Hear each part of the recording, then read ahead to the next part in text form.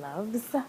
It's Mangifera Indica Smoothy, back with another installment of this thing called life, this blessing, this vegan journey. Subscribe to my channel, please, and leave comments, ask questions. I want an exchange between myself and you. So let's do this. All right. I'm feeling blessed. I'm feeling great, y'all. Haven't been here in a minute. I got a new tool. Summertime madness. That's what I call it. Summertime madness. I've been busy. I've had some company, and in the last few days, I don't even know what to call it. An emotional, stressful situation that could have been really crazy and really ugly, except I'm free. I'm going to tell you how to get free, too. There's only one way to get free, and that is to give up the illusion of what you're doing and keep it real. That was probably real cryptic, but anyways, let me just talk about what I came to talk about, which is really, I used to think that conscious eating or dieting was really about weight loss and control. Control. I gotta be in control. And the moment that I started to shift my thinking towards, this isn't, first of all, that wasn't working anyways, right? All that control and all that, the discipline piece, no matter what I said to myself, I wasn't having as much success. Having shifted my train of thought towards away from control and weight loss to freedom has been mind-blowing.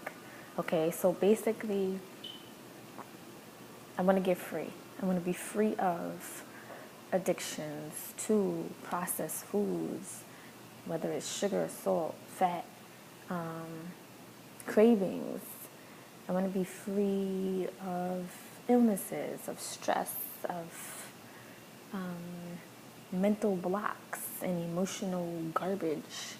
So essentially, I found through eating human foods and not processed foods, I have been liberated in many ways. Always a journey, always room to grow and learn.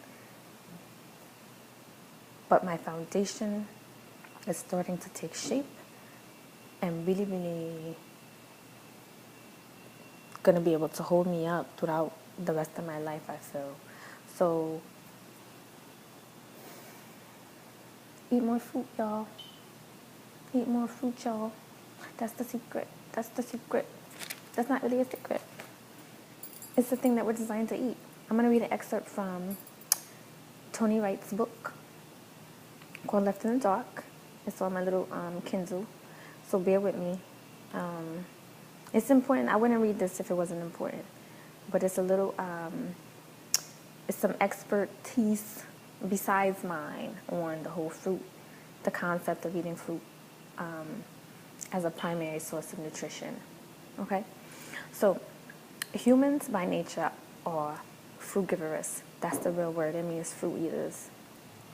There has been much study and even more speculation about what sort of diet our teeth and guts are best designed for. From the type of dentition, gut length, and toxicity of foods like meat, a very strong case can be built for Homo sapiens being designed to eat and process a largely fruit-based diet. The brain's requirement for food and the gut's requirement for energy, optimal acid-alkali balance, and the structure of the intestines all point to a frugivorous diet. Okay, stop there.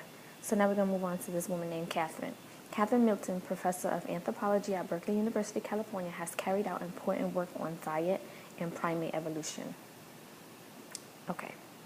Her research has led her to believe that the strategies early primates adopted to cope with the dietary challenges of the arboreal environment, that's not forestry,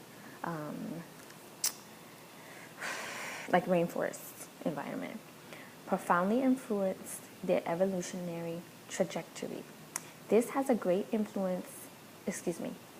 significance for us today, for the foods eaten by humans now, bear little resemblance to the plant-based diets anthropoids have favored since their emergence. And anthropoids are human-like primates, the ones that we most resemble and have what we most have in common. She believes these findings shed light on many of the health problems that are common, especially in our industrially advanced nations. Could they be, at least in part, due to a mismatch between the diets we now eat and those which our bodies became and to those which our bodies became adapted over millions of years? So the question again, could the problems that we're having in terms of body sickness, cancer, diabetes, stress, you name it. I mean, there are a bazillion names for diseases, but they all have one common source, and that is diet.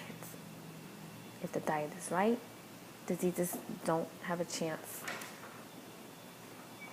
to evolve in our bodies. It's just a fact. So, again, could the problems that we're having be at least in part due to a mismatch between the diets we now eat and those to which our bodies became adapted over millions of years? So we are designed to eat a particular way, but we do not eat that way, and therefore we suffer. You want to get free? Eat your fruits, and more fruits. One day at a time, make an exchange. Instead of having bacon, eggs, and sausage and pancakes for breakfast, have a smoothie, 100% fruit smoothie. One meal, one day at a time. That's what I have to say for today. I adore y'all. Get on my face. Don't tell me nothing.